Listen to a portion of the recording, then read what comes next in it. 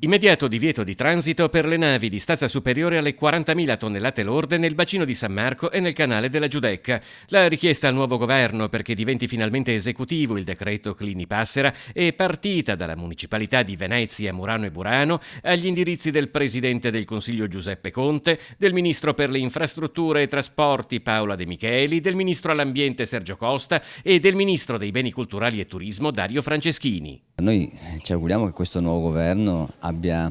anche nella sua composizione un'attenzione particolare per la città. C'è stata anche attenzione da parte anche di forze politiche, PD e anche 5 Stelle in questo senso, in ranghi magari ridotti o particolari settori di queste forze, e quindi riteniamo che sia il momento giusto per proporre finalmente una soluzione che